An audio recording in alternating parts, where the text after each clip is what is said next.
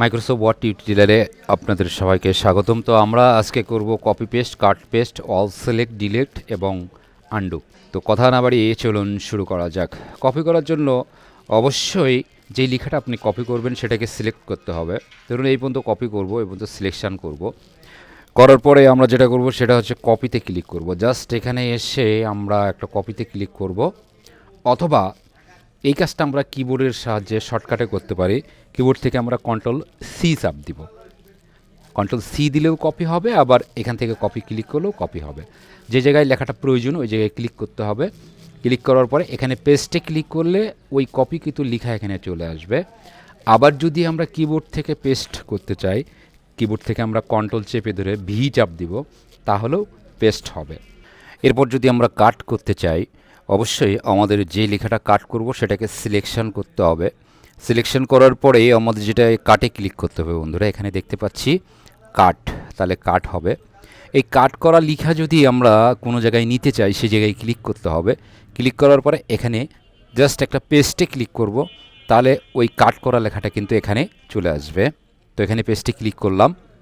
Keyboard দ্বারা যদি আমরা কাট করতে চাই সেই ক্ষেত্রে যেই লেখাটাকে কাট করব সেই লেখা সিলেকশন করতে হবে। কিবোর্ড থেকে কন্ট্রোল এক্স চাপ দিতে হবে। কন্ট্রোল এক্স দিলে কাট হবে। এবং কিবোর্ডের সাহায্যে যদি আমরা পেস্ট করতে চাই তাহলে যেখানে লেখাটা রাখার দরকার ওখানে ক্লিক করব। করার পরে আমাদের ওখানে কিবোর্ড থেকে কন্ট্রোল ভি চাপ দিতে হবে। কন্ট্রোল ভিতে হচ্ছে পেস্ট। কপি হচ্ছে লেখা এক স্থানে ঠিক রেখে অন্য স্থানে স্থানান্তর করাকে কপি বলা হয়। আর কাট হচ্ছে কোনো লেখা এক জায়গার থেকে কেটে অন্য স্থানে স্থানান্তর করাকে কাট বলা হয়।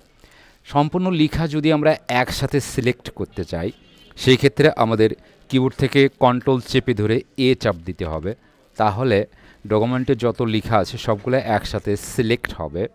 যদি আমরা সবগুলো একসাথে ডিলিট করতে চাই অবশ্যই আমাদের কিবোর্ড থেকে ডিলিট কি প্রেস করতে হবে। ডিলিট চাপ দিলাম, সবগুলো লেখা ডিলিট হয়ে গেছে।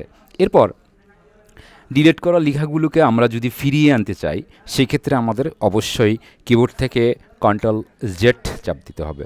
কন্ট্রোল জেড করলে ডিলিট করা লেখাগুলো আবার পুনরায় ফিরে আসবে। তো আশা রাখি বন্ধুরা, copy paste, cut paste, all select, delete এবং আনডু, কন্ট্রোল জেডটাকেই আনডু বলা হয়। আপনারা বুঝতে পেরেছেন। পরবর্তী টিউটোরিয়াল দেখার আমন্ত্রণ জানিয়ে আজকের মতো এখানেই শেষ করছি।